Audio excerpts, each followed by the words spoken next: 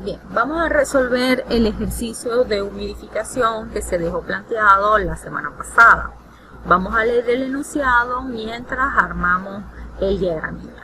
Dice, una planta requiere que 15 kilogramos por segundo de agua refrigerante, por aquí viene líquido, 15 kilogramos por segundo, fluya a través de un equipo de condensación para la destilación, eliminando así 270 watts en los condensadores. El agua sale de los condensadores a 45 grados centígrados.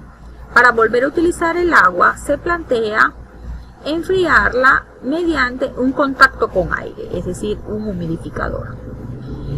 En una torre de enfriamiento de tiro inducido. Las condiciones de diseño son aire, que va a entrar por aquí, aire entrante a 30 grados centígrados, temperatura de bulbo seco, y 24 grados centígrados, temperatura de bulbo húmedo. El agua, que es la que circula por acá, se va a enfriar a 5 grados de la temperatura de bulbo húmedo del aire entrante, es decir, 24 más 5, 29 grados. Con una relación aire-vapor de agua de 1.5 veces la mínima. El agua de compensación, que es un agua que se va a inyectar acá para compensar la transferencia de masa y de energía, el agua de compensación va a entrar de una represa a 10 grados centígrados, con una dureza de 500 ppm de sólidos disueltos. El agua circulante no debe tener una dureza superior a 2000 ppm. Respecto al empaque que tenemos acá, se va a usar anillo raching de cerámica de 50 milímetros. Se fija como condición de diseño 60% de inundación. Calcular todas las preguntas que nos hacen allí. Voy a comenzar con la primera, que es el diámetro de la columna. Obviamente, para nosotros poder calcular los parámetros de diseño, que son diámetro y altura, primero debo conocer las condiciones operacionales.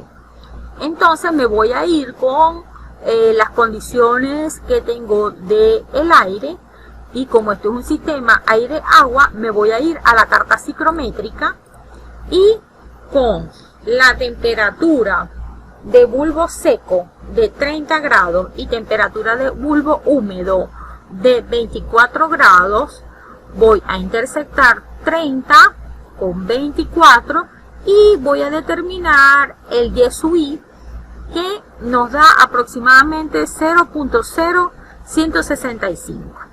¿Okay? Lo ideal es que ustedes impriman estas hojas para que las puedan trabajar, porque en el computador es un poquito más complejo.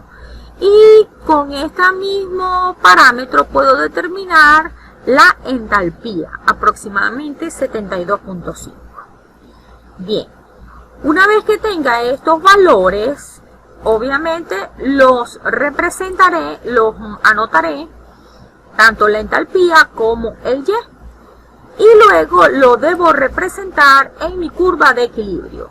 Yo tengo el TL1, que es 30, con el Y1, y tengo TL2, que es 45. Lo que desconozco es el otro parámetro. Pero como tengo una condición mínima, puedo trabajar con la tangente. Trazo una tangente que toque un solo punto de la curva y determino el Y máximo. Al intersectarlo TL2 con esa tangente, puedo leer el Y de aproximadamente 210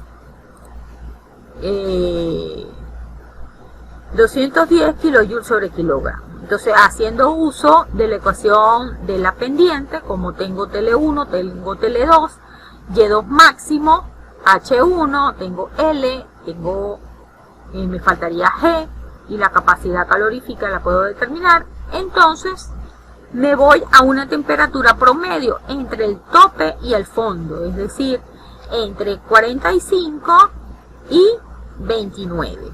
Saco un T promedio y con las tablas de propiedades puedo determinar la capacidad calorífica a 37 y determinar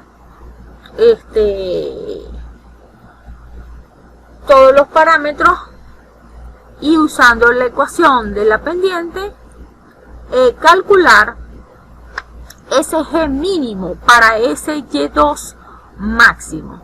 Con ese valor mínimo y haciendo uso de lo que dice el enunciado, que el G de operación es 1.5 veces la condición mínima, puedo hallar el G de operación. Si tengo el G de operación, puedo hacer el retorno, ¿ok? Y conseguir el H2 de operación, ¿ok? Con ese G ahora utilizo la misma expresión, pero ahora determino el H2 de operación, que es 163. Y obviamente podría entonces graficar el G de operación verdadero, que serían 164. ¿Ok? Quedaría más abajo, 164. Entonces nos quedaría por acá una línea de operación que es con la que nosotros vamos a trabajar.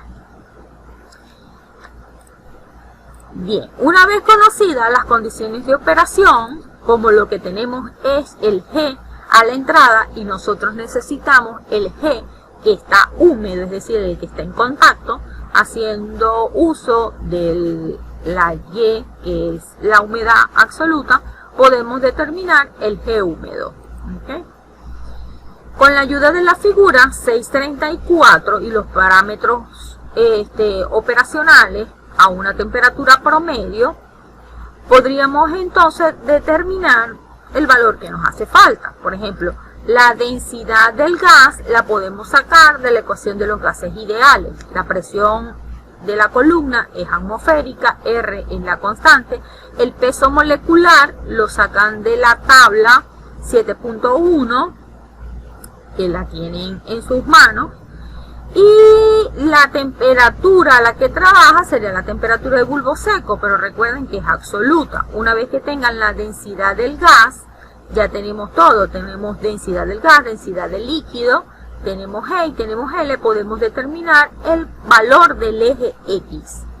Y haciendo uso de la figura 634, que es la misma figura que ustedes utilizaron en su curso de operaciones unitarias 2, ubico el valor del eje X que nos dio 0.0463, más o menos como por acá.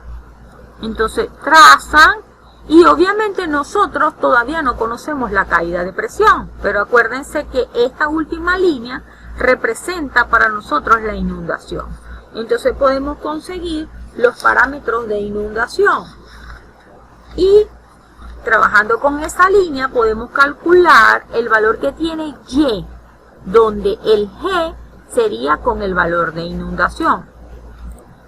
Entonces, al cortar ese eje Y nos da 0.28. Es decir, es el eje Y, pero para una línea de inundación, es decir, con un GS de inundación. ¿Qué necesitaríamos? Necesitaríamos la densidad del gas y la densidad del líquido, que ya las tenemos. La densidad del gas fue sacada con la ecuación de gases ideales y la densidad del líquido la buscan por tabla a la temperatura promedio. La viscosidad del líquido la buscan por tabla a la temperatura promedio que sacamos, que fue 37. Ustedes en fenómenos de transporte utilizaron muchas tablas de propiedades. Esas tablas las necesitan ubicar. ¿Okay?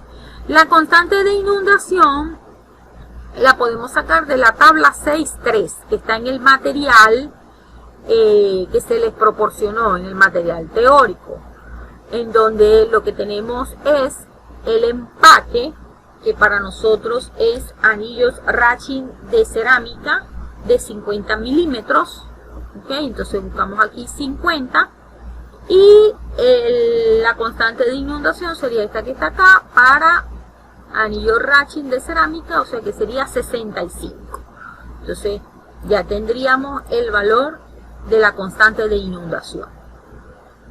Si ya tenemos el valor de la constante de inundación, la viscosidad del líquido, tenemos todo, podemos entonces despejar y conseguir el GS de inundación.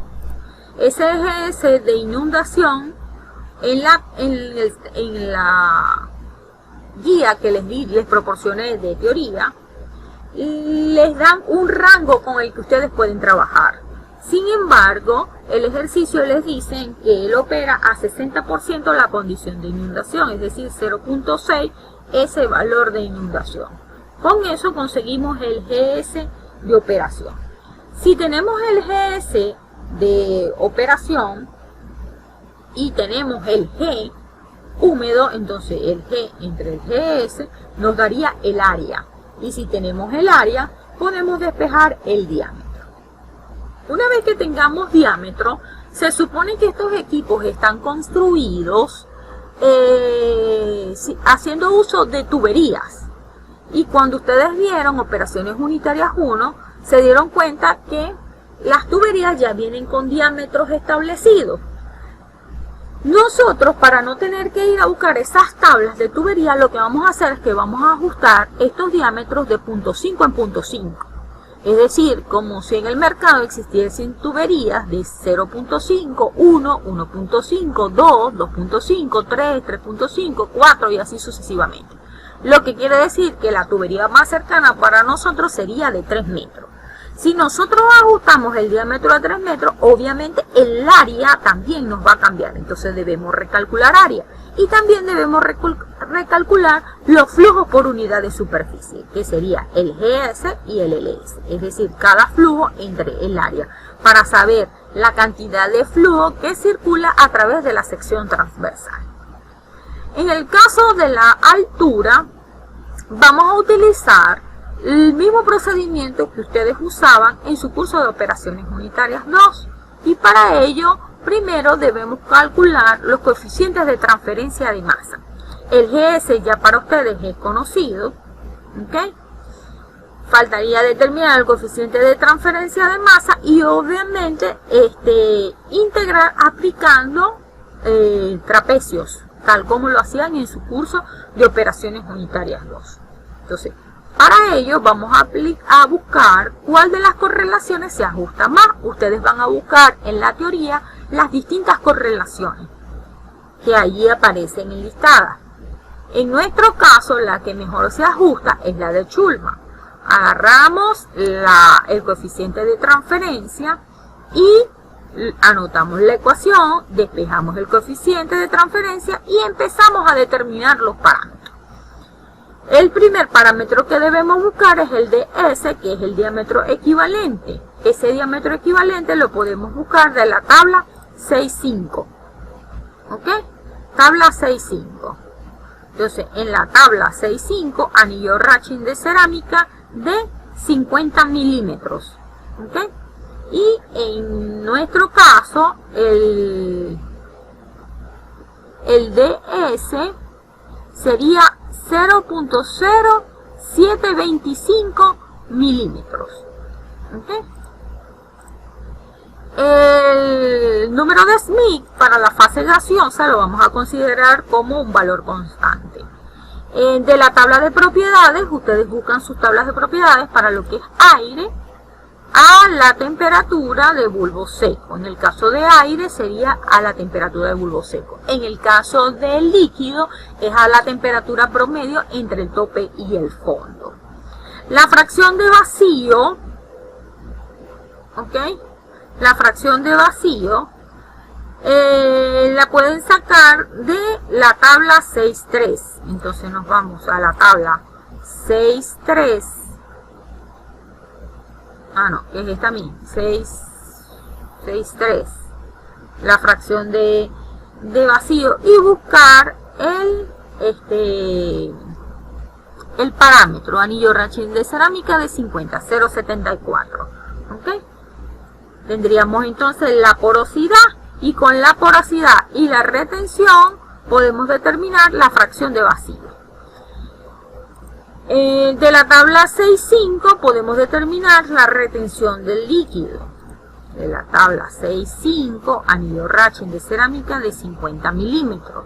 Entonces, buscamos la retención. Aquí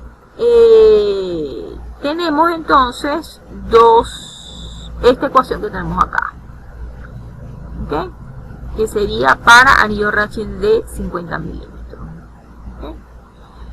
Anotamos la ecuación, nos quedaría en función de L, pero para nosotros esta L, según la tabla, es un L', ¿ok? Esta L' para nosotros es por unidad de superficie, o sea que para nosotros, según